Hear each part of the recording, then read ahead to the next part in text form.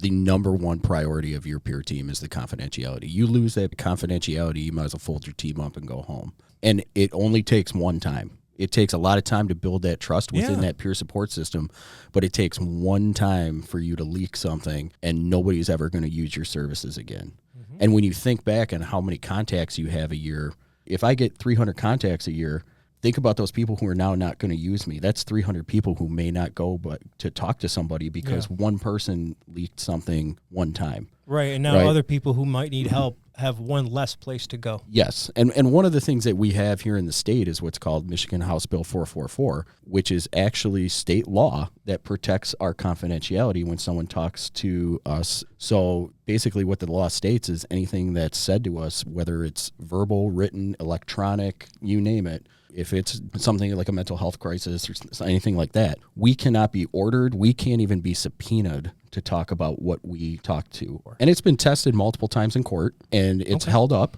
The requirement, though, to be underneath that umbrella of that Michigan House Bill 444, you have to obviously have the CISM training, but also you have to be a registered team within the state through Michigan Crisis Response Association. Okay, so you can't just be a person who went through the training or even just says they're on a peer support team and then be afforded this. Yes. You have to be an official.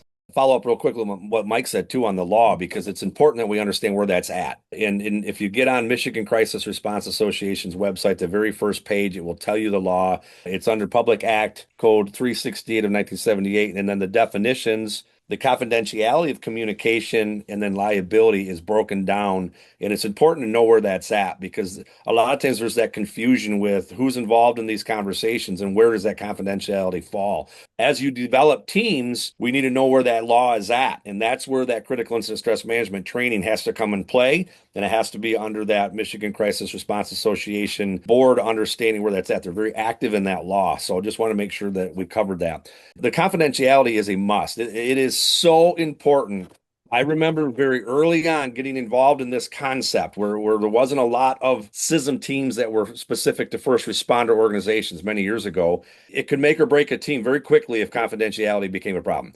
If we sat down and had a conversation, and all of a sudden at the end of that shift or the end of that day, I'm in the locker room, I'm in the parking lot, I'm at the local tavern, and I'm talking about what we just discussed, it can make or break this organization's peer team or CISM team immediately and very quickly. And that's been a consistent theme. It's taught that way. It's educated that way. The format, the critical incident, stress debriefings, diffusions, peer support, anything to do with that, there's that constant element of how important that confidentiality is. And it needs to be reiterated over and over again, whether it's trainings, every training program that you have, or it's something that you build within the culture of those organizations and your teams. It's a huge, huge part of that.